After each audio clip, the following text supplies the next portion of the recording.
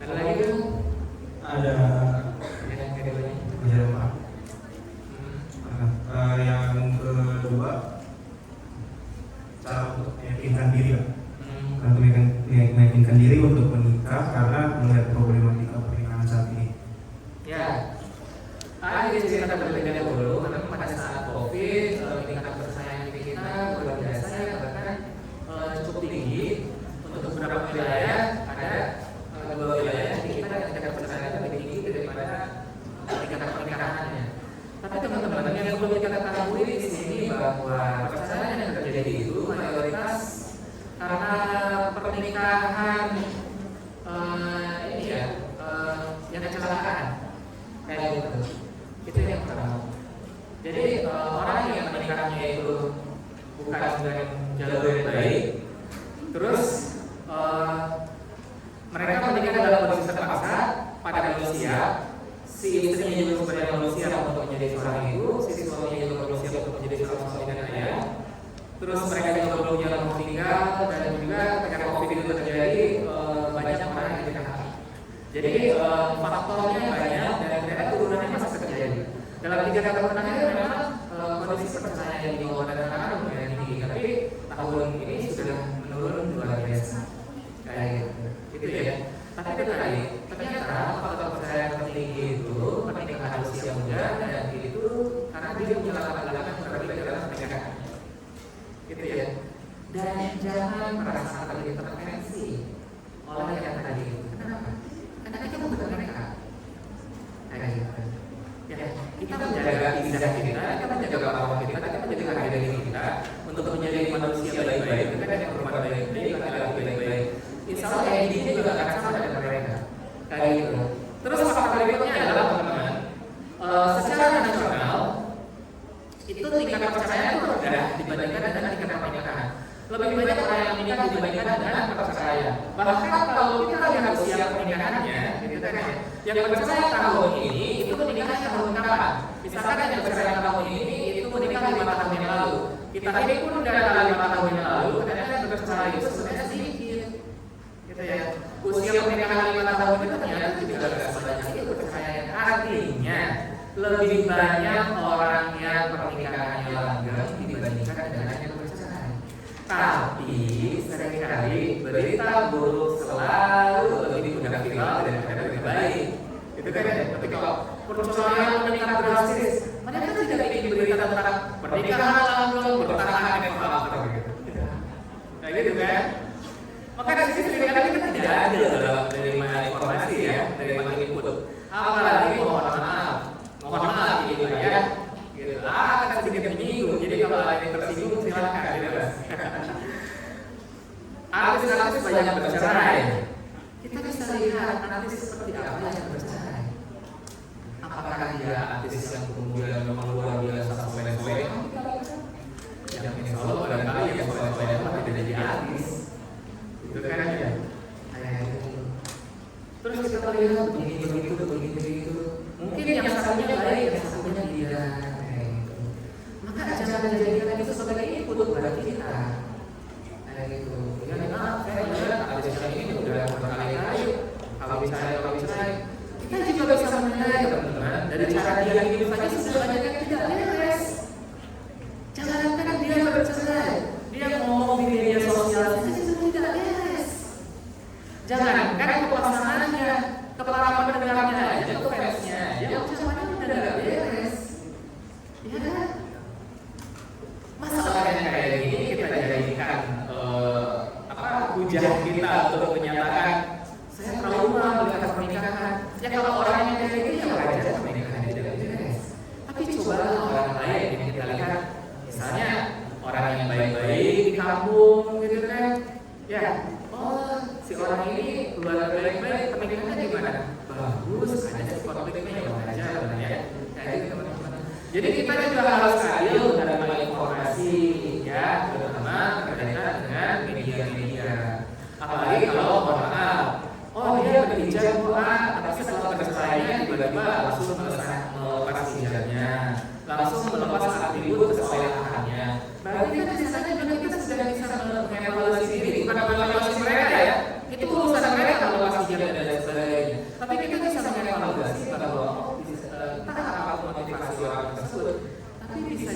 mungkin orang yang melepas hijabnya itu ada iman yang kemudian mereka bergejolak dan gejolaknya ke arah yang tidak tepat.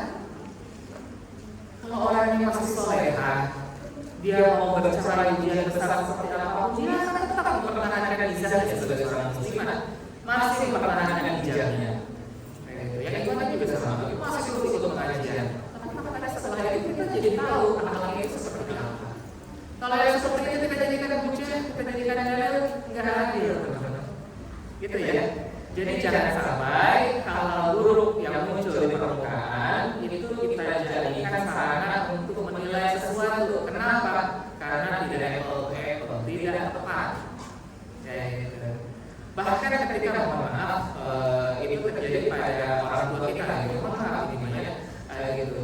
Jangan sampai gitu. Walaupun banyak terjadi trauma karena orang tua yang bercerai, ada saat juga jadi punya trauma dalam pernikahan.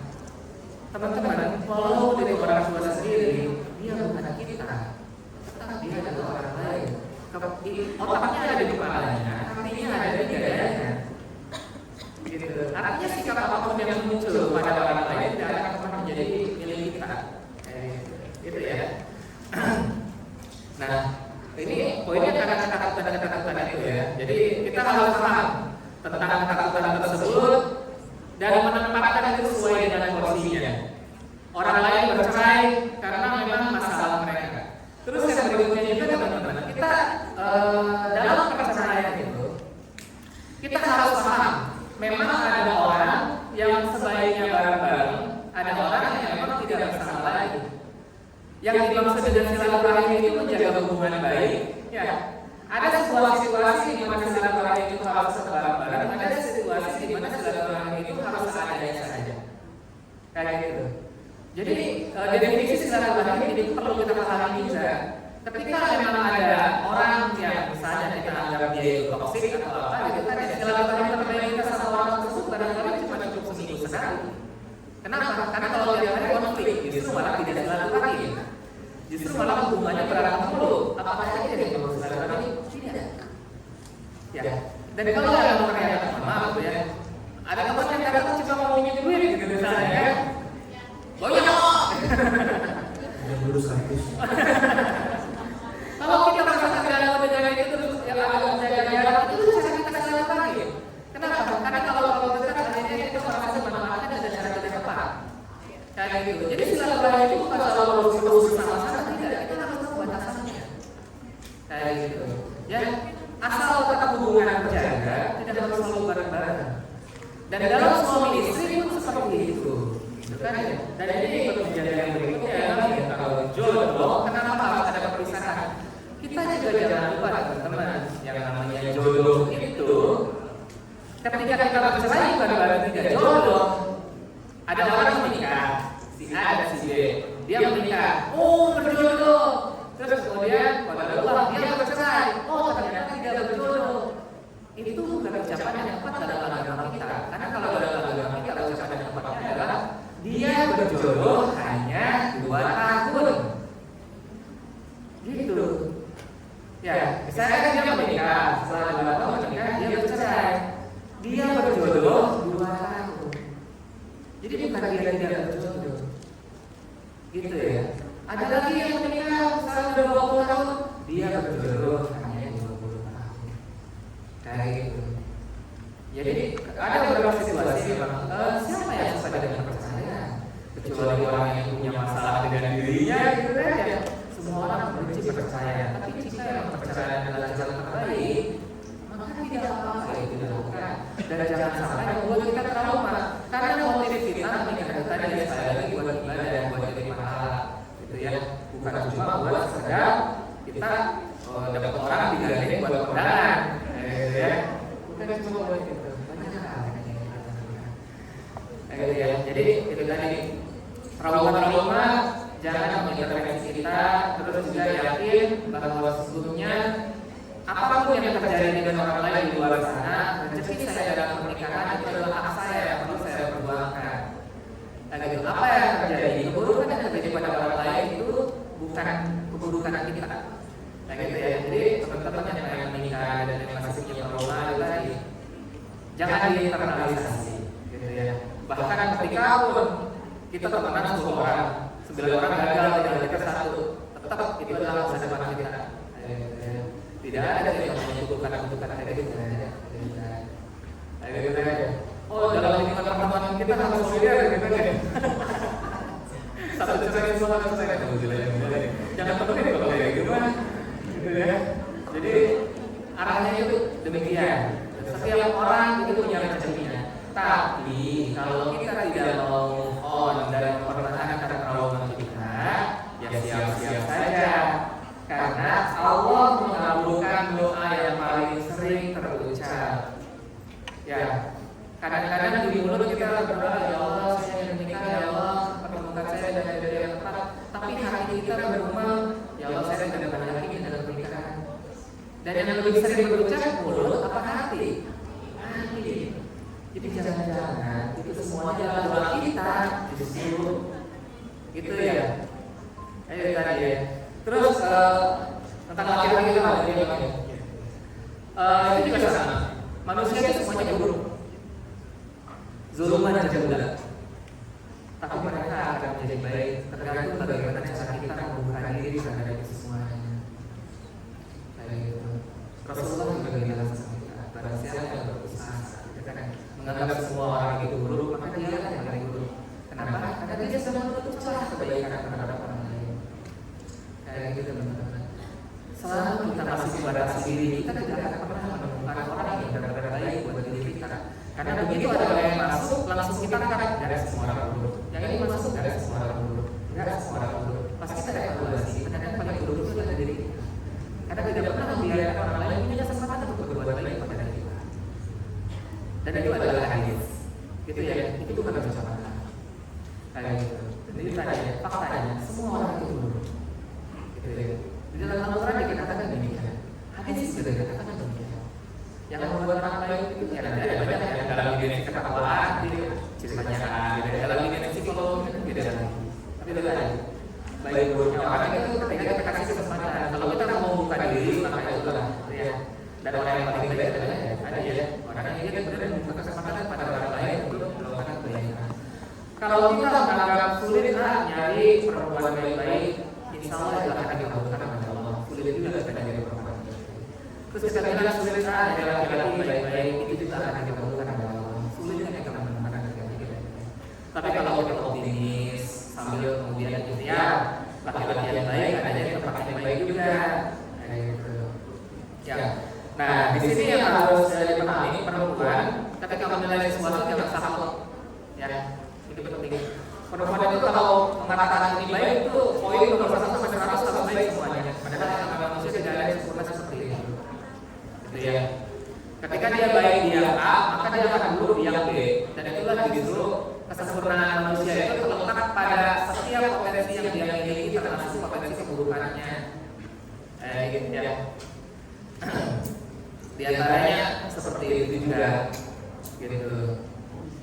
Jadi terus membuka diri.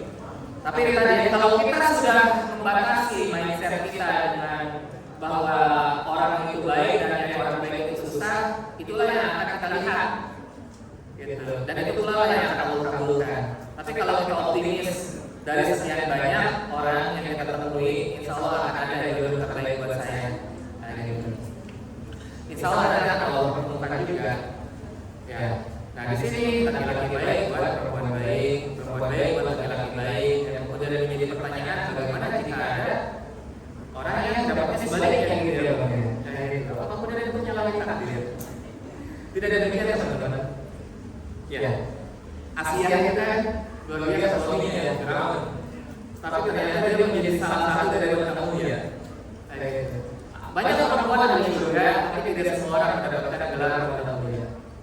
Gitu. Jadi ternyata untuk menjadi seorang wanita mulia itu tidak selalu harus memiliki suami sekelas Nabi.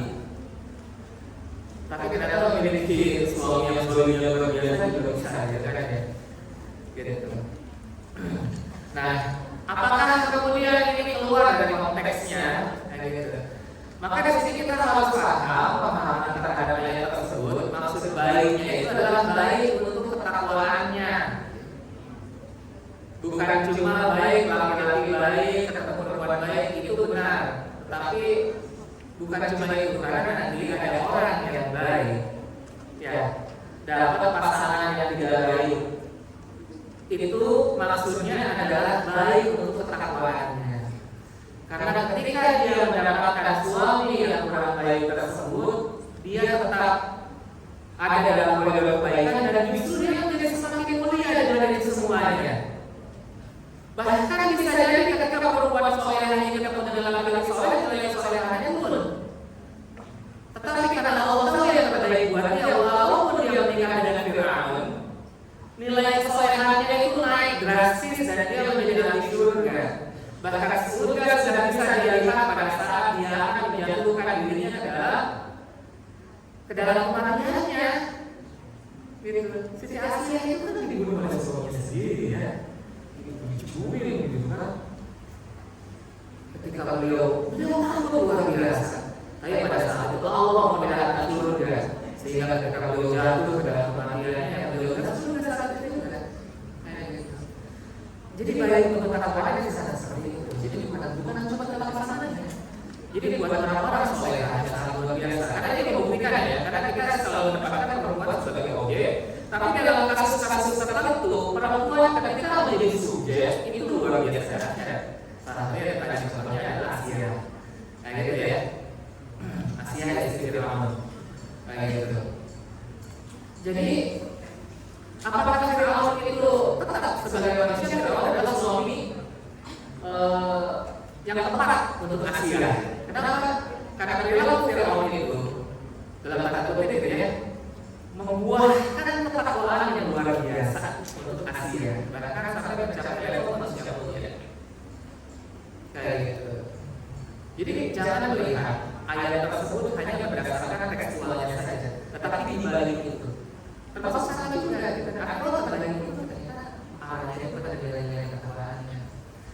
Kayak gitu ya, bukan cuma ada sesuatu yang dilihat di awal, tapi ada juga nanti, misalnya kalau saya gimana suami istri, saya berasal dari yang sebelumnya itu lingkungan buruk gitu kan ya.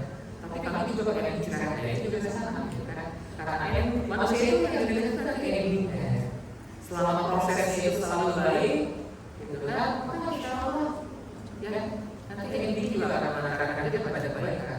Mungkin mereka tidak mengawali pernikahan mereka dengan cara yang baik, tidak dengan pertemuan yang baik. Mungkin dulu juga, mohon maaf kalau bilang pernikahannya juga terjadi karena suatu hal yang mungkin tidak Allah ridhoi, gitu kan. Tapi kemudian mereka berubah dan bertobat. Pada saat itu Allah memberikan kesempatan kepada mereka untuk berubah keduanya. Baik, jadi maksudnya itu ke arah sana, gitu ya. Jadi kita jangan lagi menuding, ya kan ustazah ya, tapi kok suaminya buruk banget, zolim banget, begini gitu kan. Kayak gitu. Ini itu bukan jodohnya, bukan ke sisi arahnya. Kayak gitu. Tapi justru di situlah Allah, gitu kan, memberikan nilai takwa sangat luar biasa sehingga seluruh berbuat itu istiqomah walaupun dia berada dalam kondisi yang paling terburuk sekalipun sebagai seorang istri. Kayak gitu. Gitu ya. Begitu halnya sebaliknya, laki-laki juga sama. Gitu ya. Banyak sekali kisah. Bagaimana Nabi Lut berhadapan dengan istri yang luar biasa menentang semua aktivitas dakwah beliau. Kayak gitu. Baru ngomong aja udah langsung di-stop sama istrinya itu. Udah nggak usah ngomong apa-apa, aku udah mau denger apa yang ngomongin. Jadi udah langsung menentang, gitu kan? Apalagi kalau ngomongin lagi, jadi langsung menentang. Kayak gitu kan? Cerdas luar biasa memang istrinya Nabi Lut. Tapi cerdasnya dalam keburukan. Kayak gitu. Tapi apakah kemudian itu membuat Nabi Lut itu menjadi ahli neraka cuma karena beliau punya istri yang begini? Tidak. Nabi Lut tetap ahli surga. Dan dari sini dia partnya sendiri. Gitu kan? Tidak bersama dengan Nabi Lut. Jadi banyak ketika kita ambil kisah-kisah dari kisah para nabi, para sahabat, kan? Oh, konteksnya itu ternyata demikian. Tapi di sini ada nilai tambahan dari tafsir ayat tersebut. Untuk orang yang masih jomblo, ya nyarinya, ya nggak usah jadi, saya lagi di Asia jadi orang dulu lah. Tidak begitu konteksnya, gitu kan? Nah, dulu aja bisa masuk surga, boleh nggak saya jadi perempuan dan dalam politik, yang penting cara kayak gimana, gitu kan? Jangan dicari-cari juga. Ya, di sini yang pada hijab cantik-cantik begini ngapain ya di luar sana? Tidak jelas gitu bagaimana selain